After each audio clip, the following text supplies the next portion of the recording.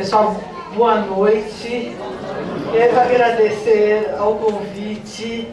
É um tema, assim, bastante difícil. Quando o Diego me pediu, eu reclamei bastante. Falei, mas você não quer outra coisa mesmo?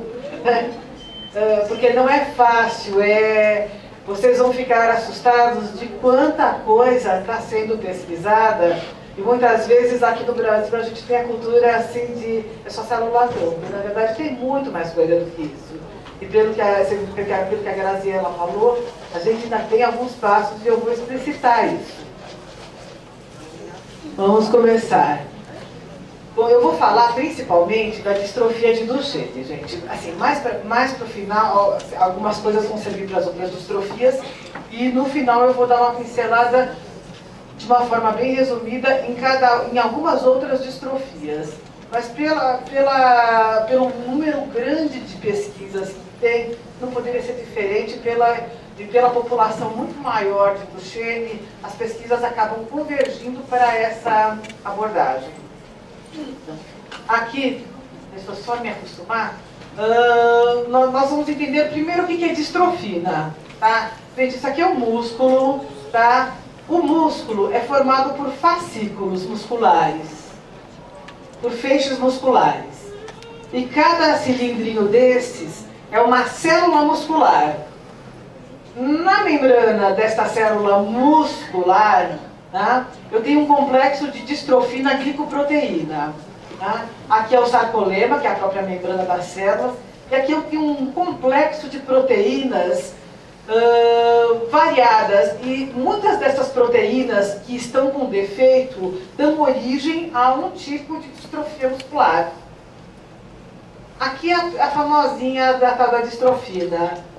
Num pedaço ela está ligada no complexo de proteínas da membrana. No outro pedacinho ela está ligada à parte de filamentos de actina, que é da própria contração muscular.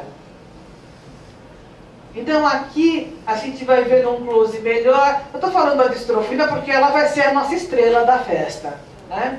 Então aqui eu tenho a membrana celular, que chama sarcolema.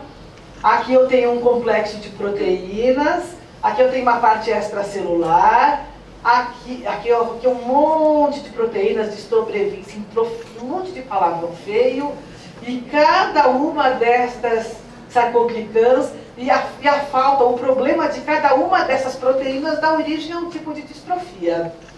Aqui está a nossa amiguinha chamada distrofina, e ela ligando nos filamentos da contração muscular. E nesse lado ela se liga com as proteínas. Então, qual que é a função dessa danada? Ela faz o apoio e a conexão entre os elementos contráteis do músculo e a célula muscular. E essas conexões permitem que a célula se encurte durante a contração.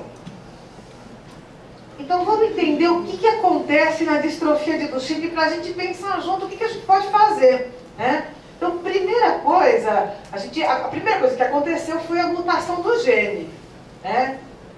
O gene mutou, não fabricou direito a proteína, ela ficou ausente, e aí eu tenho uma série de distúrbios que a gente já vai entender. Então, o que eu posso fazer em termos de terapia? Bom, se teve um problema na mutação do gene, nós podemos jogar ele fora, trocar o gene, né? Se eu tenho um prejuízo nessa transcrição, quer dizer, o gene formando a proteína, eu posso mexer nesse pedaço. Então a gente vai falar um pouquinho do que é o exon skipping, que eu tenho certeza que muitos de vocês já ouviram falar, porque está na moda agora, né? É uma abordagem que está muito próxima da gente. E do stop codon, né? Que é o tratamento que a gente, talvez alguns já tenham ouvido falar do Ataluren, do PTC 124, não sei se vocês já ouviram. Como eu não tenho a distrofina, mas eu tenho outras proteínas, a gente pode pensar em trocar. Em vez de, já que eu não tenho distrofina, a gente inventa uma outra proteína, que está mais quietinha, a gente estimula ela e ela vai fazer as vezes da proteína distrofina. Então, por exemplo, eu posso dar um up na ultrofina, que é uma proteína muito parecida, e que dizem que se ela for estimulada e aumentar 10 vezes, seria uma quase cura da distrofia de Duchenne. E tem uma outra proteína, uma outra enzima chamada óxido nítrico sintetase. Palavra, né? Então essa proteína, na verdade, a gente vai comentar, mas assim, é uma enzima que transforma, que pega um aminoácido chamado L-arginina e transforma em óxido nítrico, que é um potente vasodilatador. Então, se eu não tenho essa óxido nítrico sintetase, eu vou ter problemas na vasodilatação. E o que isso me acarreta? Imagina que eu tenho um músculo e que esse músculo, se eu quero dar uma corridinha, ele vai precisar de mais sangue. Então, para ter mais sangue, eu preciso vasodilatar. Se eu não vasodilato, o que acontece? O meu músculo fica numa isquemia crônica. E isso seria um fator a mais de agressão e que contribuiria para o processo degenerativo. Então, assim, só por esse slide, já viu que a coisa é um pouquinho mais complicada do que a gente estava pensando, né? Então, aqui, de novo, o que acontece na DMD? Então, assim, o fato de eu não ter a distrofina, o que acontece? Eu vou ter a saída para fora de íons cálcio e de CPK. Tá? CPK é uma enzima que está dentro do músculo e que, como a célula é destruída e ela sai para fora, ou mesmo sem destruir pela própria porosidade que existe pela falta da distrofina, a gente acaba dosando a CPK e ela serve como um screening para ver se a pessoa tem distrofia ou não. Por outro lado, ao passo que essa sai, entra íons cálcio. Estes íons cálcio, eles ativam uma série de proteínas, de enzimas, que levam à digestão da célula. Tá? E que se eu inibir essa digestão, a gente chama de inibição de proteases, eu posso pensar numa forma de terapia para a distrofia, qualquer distrofia. Então isso a gente vai ver também. Se eu estiver falando muito rápido, vocês podem me interromper que eu explico de novo. Porque eu sou meio rápida. Então agora eu vou falar primeiro... Então assim, já viram que as abordagens possíveis são variadas. Então eu vou começar a falar de terapia gênica. Tá? Vamos falar de todas. Vou começar pela terapia gênica. A terapia gênica é a primeira lá de cima. Tá? Então assim, eu vou atuar no gene. E por que eu vou atuar no gene? Eu vou ter que dar um jeito de fazer com que ele fabrique a proteína que falta. No caso, a distrofina. Aí começam os problemas. A Graziella já falou como levar um gene para o músculo. Aí começou a complicar. Então, assim, algumas partículas, tem um negócio chamado plasmídio, que não vou entrar em detalhes, tem um negócio chamado vetor viral, um vírus. Um vírus, a gente põe o gene dentro dele e leva ele lá para o músculo. Mas é seguro? Tá? Outra coisa, o gene da distrofina, para nosso azar, ele é o maior gene da espécie humana que produz doença. Ele tem 2.600.000 pares de bases. Então, isso é uma coisa que também vai complicar um pouco a nossa vida. Então, como enfiar um gene desse tamanho num vírus desse tamanho? E aí, o pessoal teve uma ideia de falar assim, já que eu não posso enfiar um genezão, eu vou pegar tudo que é importante nesse gene, vou fazer um resuminho, e aí ele vai caber dentro do vírus. E aí inventaram o microgene da distrofina. Aí temos um outro problema. Como que eu injeto? Faço inalação? Faço injeção na veia? Faço injeção na artéria? Faço injeção no músculo? Sabe? Tudo isso eu tenho que pensar. Tá? Então, são coisas a serem discutidas. Nós já vamos ver. Então, as possibilidades são muito grandes. Aonde injetar, que vetor que usa, tudo que pode ser feito.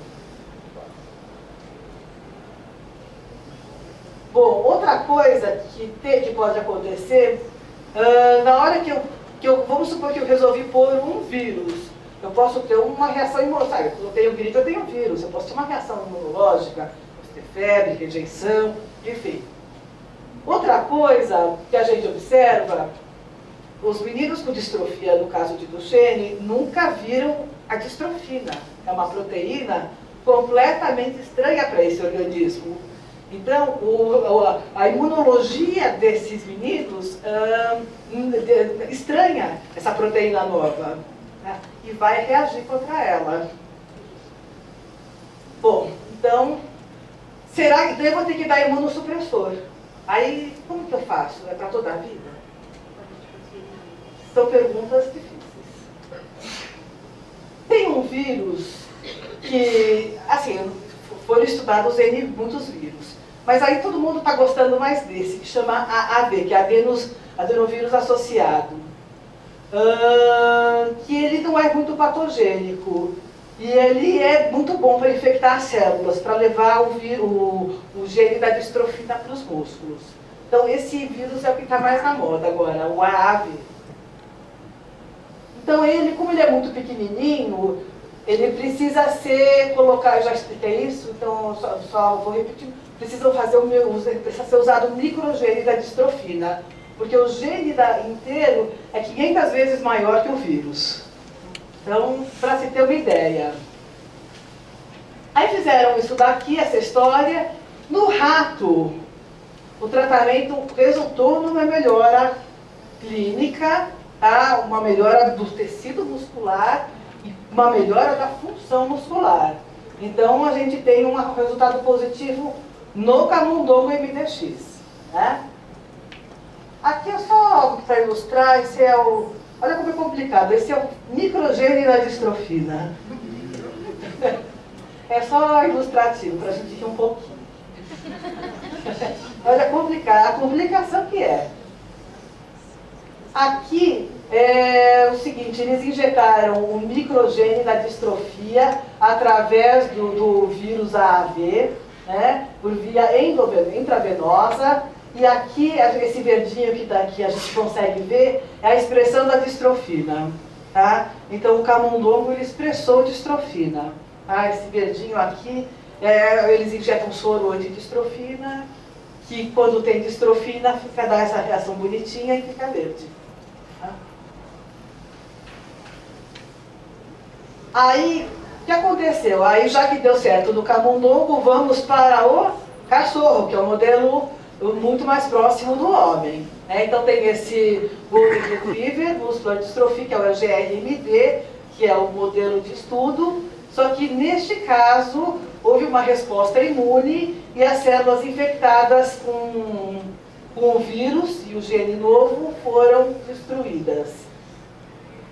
O pessoal está começando agora as primeiras injeções locais em músculo do braço. Tá? Parece que as injeções com o vírus também estão levando a uma resposta imune. Bom, acabei de falar de terapia gênica, mas ainda estou falando de terapia gênica, mas uma abordagem diferente. Não sei se, alguém já ouviu falar no exon skipping aqui? Só a doutora Alzira. Bom, gente, então aqui é uma representação esquemática dos 79 exons do gene da distrofina. Né? Aí o que acontece? Quando eu tenho que fazer a proteína da distrofina, esses genes, eles se transcrevem para um RNA intermediário e é esse RNA que vai fazer a proteína. Tá? Então, o que acontece quando eu tenho uma mutação? Né? Então, se eu tenho uma mutação, deixa eu voltar para trás, tem uma mutação, se vocês veem esses exons, essa representação esquemática, parece bandeirinha de festa junina, mas você vê que todos eles se encaixam. Né? Então, tipo uma chufeira, aqui encaixa com aqui encaixa com aqui. Se me falta um pedaço, por exemplo, me falta o 21, por exemplo, o 20 não vai encaixar no 22. Deu para entender? E aí, então, eu não formo a distrofina. Então, qual é o objetivo do exon skipping ou salto do exon? Tá? Então, a gente vai usar a gente vai usar uma substância chamada oligonucleotídeo, que é um tipo de RNA. Esse RNA ele vai grudar em alguns exons e vai tirar ele da leitura. Então, vamos entender aqui, fica mais fácil. Vamos supor que esse menino aqui, eu tenho 48, 51. Ele não tem o 49, 50. Tudo bem? Deu para entender? Não tem. Aí, o que está mais adiantado de exon skip é o exon skipping do 51, que é o pulo do 51. Então, vamos supor que esse oligonucleotídeo ele gruda no 51. Grudou. Tirou ele da leitura. O 48 gruda no 52? Gruda. Então isso a gente vai conseguir fazer uma distrofina. Ela vai ser completa? Não, não vai ser completa, mas ela existirá. Quando eu tenho uma distrofina com defeito, incompleta, mas que ela existe, eu tenho uma distrofia chamada Becker. Tá? Então, o que nós vamos fazer, então? Nós vamos transformar a distrofia de Duchenne em distrofia de Becker. Então, vamos ver aqui um outro exemplo. Aqui, esse menino aqui, ele tem uma deleção do 48, 49 e 50. Tá? Se eu tirar o 51, tirei. Grudou aqui no oligonucleotídeo. O 47 grudou no 52. E aí eu formo a distrofina. Então, você vê que quando é do exon 51, que é o que está mais próximo, eu tenho que estar perto do 50. Por isso que as deleções possíveis para o 51 são aquelas que terminam no 50 ou no 52. Tá? Que é aí que vai dar leitura. E dando leitura forma um Becker. Certo? Alguma dúvida? Então vamos complicar mais um pouquinho. O que acontece é que cada remedinho desse de oligonucleotídeo é para uma deleção. Então, eu tenho 51, então já está certo. Mas o meu é 47 e 48. Já não serve. Mas o meu é 9. Você, meu filho, dançou. Então, e quando que vai aparecer? Tem uma fila. Me falavam assim, mas qual é a fila? Eu sei que depois do 51 veio 45, depois tem 44, aí depois tinha o 43 tem um grupo não sei aonde que está fazendo. Mas aí vai demorar e a gente tem pressa. Aí o pessoal, antes de falar essa história,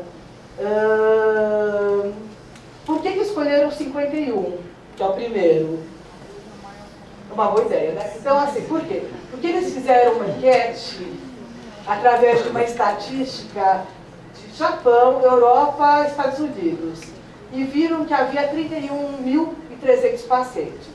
85% desse pessoal, no caso 27 mil, poderia se beneficiar do exon skip, desse tipo de terapia. Dos 51, era 18%, que é o maior número. Você vê que as outras deleções frequentes são menos frequentes que a do 51. Então, por isso que foi escolhido o 51. Aí, o pessoal é muito inteligente, porque assim, a turma começou a ficar meio brava, quer dizer, só o 51 que ganha e os outros, né? E aí eles perceberam que a turma que tem uma deleção do 45 ao 55, então ele vai ter do 44 ao 56 a junção. Eles são Beckers. E eles são Beckers muito bons. Eles têm uma doença muito branda, é muito tranquilo. Então, se eu pegar essa turminha que tem deleção intermediária, isso daqui, e arrancar tudo do 45 ao 55, eu formo um Becker bom. Então, vamos lá. Então, aqui, olha. Então, é esse intervalo aqui, do 45 ao 55. Mas eu tenho 48, 49 e 50. Mas se eu tenho 45, 46 e 47, não entro no 51. Mas se eu arrancar, deleção, né? Se tem o 45, eu arranco o resto até o 55, e eu grudo o 56 no 44, eu formo um Becker bom. Então, com isso, eu vou pegar mais de 63% dos meninos com DMD. Então, assim, a partir de 18%, isso aqui é super recente, tá? E agora eu estou chegando em 63%, que eu consigo arrancar a deleção nesse intervalo, fico com uma deleção maior, mas eu consigo fazer o fenótipo de um Becker bom. Certo?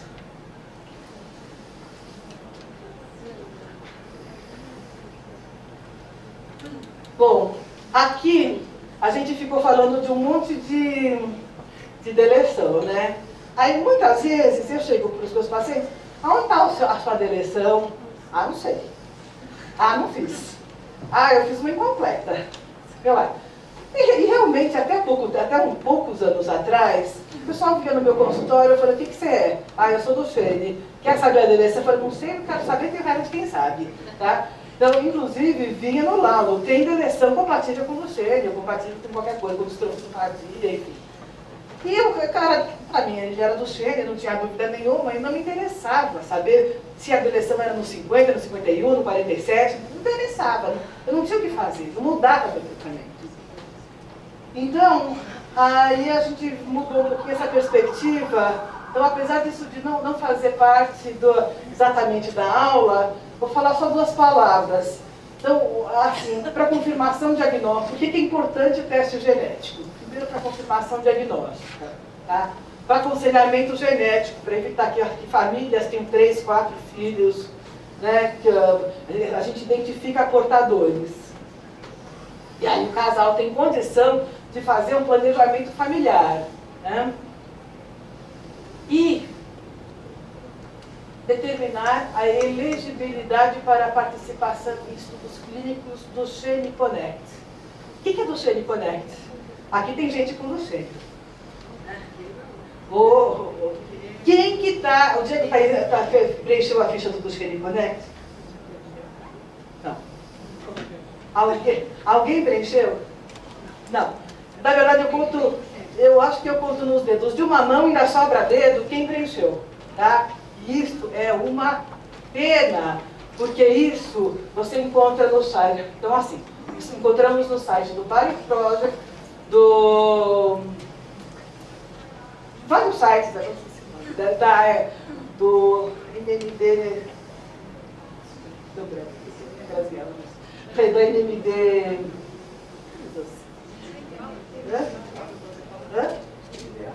Não é da MDA, é NMD, bom, do Treat NMD, isso mesmo, thanks. E aí, só que assim, a gente tem, o pessoal tá em inglês, que já tem uma grande dificuldade aqui para o pessoal. Aí o pessoal do UPA do Xene fez a tradução para o espanhol. Mas a dificuldade ainda continua, a gente está fora desse eixo espanhol, apesar da língua ser parecida. E assim, quem ficou de fazer para o português acabou se enrolando e acabou não fazendo. Então isso é uma coisa que até as organizações deveriam lutar, né, Diego? Vamos lá, para tentar colocar, porque a gente precisa ter brasileiros, porque quando eles precisam de um banco de pacientes, eles vão olhar neste banco para ver aonde ele vai ter que testar. Recentemente, assim, me ligaram para se eu não queria testar para mutação de ponto.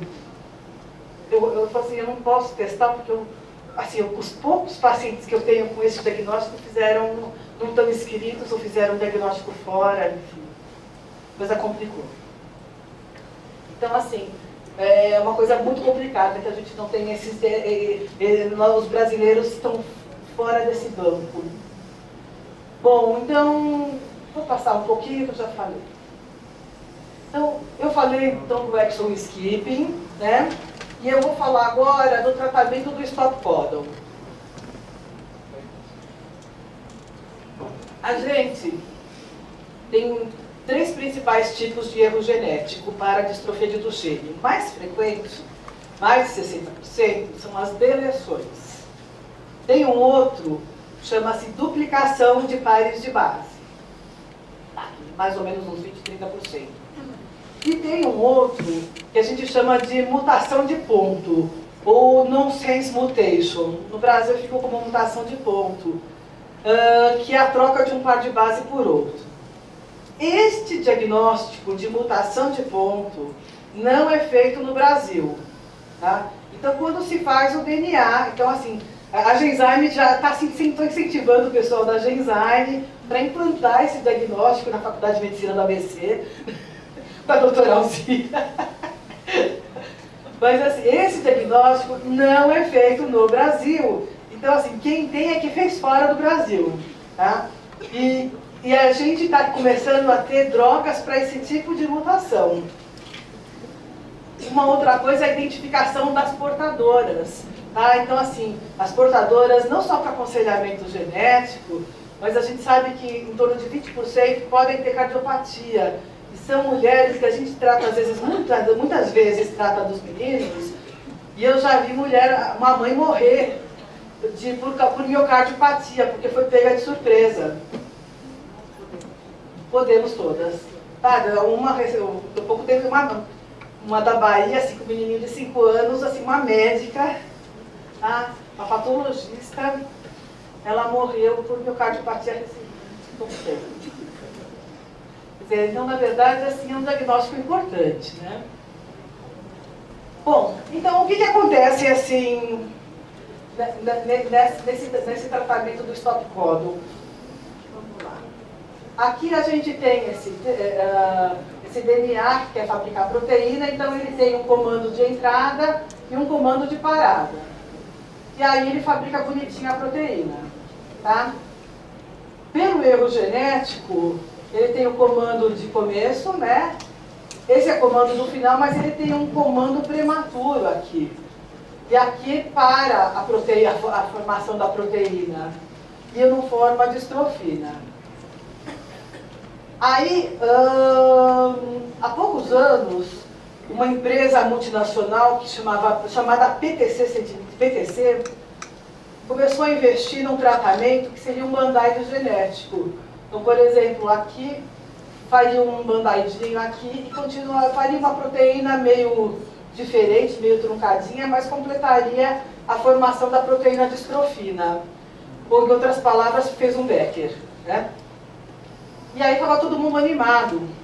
E assim, já nunca se investiu tanto num remédio para uma doença como para o PTC, que ficou conhecido como PTC 124, e comercial ficou Atalurem.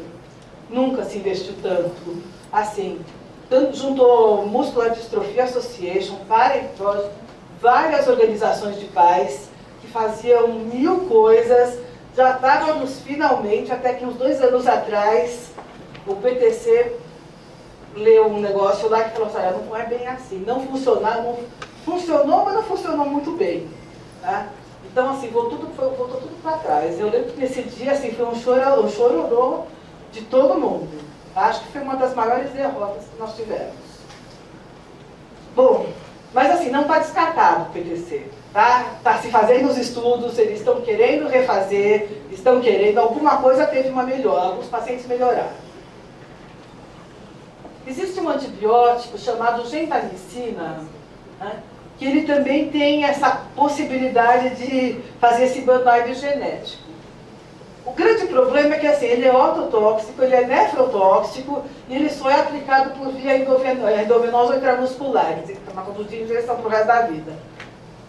E os resultados em humanos foram mais ou menos, quer dizer, o cara já tem um problema de deficiência física e daí vai ficar surdo também, coisa complica, né? Aí, esse daqui foi essa pesquisa foi da gentamicina que eles apresentaram no Congresso Americano de Neurologia em 2010, né? Isso foi em camundongos. E eles disseram que reduziu a CK, aumentou discretamente a expressão da distrofina e o discreto aumento da capacidade pulmonar. Tudo discreto. Então, aí tem um grupo de Israel e um grupo do Japão que já estão pensando em outras opções. Um está inventando um aminoglicosídeo menos ototóxico e nefrotóxico. O outro está querendo fazer um por pele, por aplicação por via dérmica. Então vamos aguardar. Aqui o Atalurem de novo, né? Eles estão começando a fase 3. Eles queriam fazer no Brasil, mas no Brasil nós não fazemos diagnóstico de mutação de ponto, isso que eles deram para trás. E agora saiu, acho que tem menos de um mês, essa droga que em camundongo e mineira também seria para mutação de ponto, que além de melhorar a parte muscular, ela inclui diafragma e coração, o que é uma coisa legal, né? É interessante a gente pensar nisso daqui, porque assim, é lógico que é ruim perder força muscular, é lógico que é ruim perder capacidade respiratória, mas isso a gente sobrevive com suporte ventilatório. O grande gargalo agora que está aparecendo e que exige um enfoque muito importante, muito precoce, é o enfoque cardiológico, que é isso agora que está sendo o grande problema.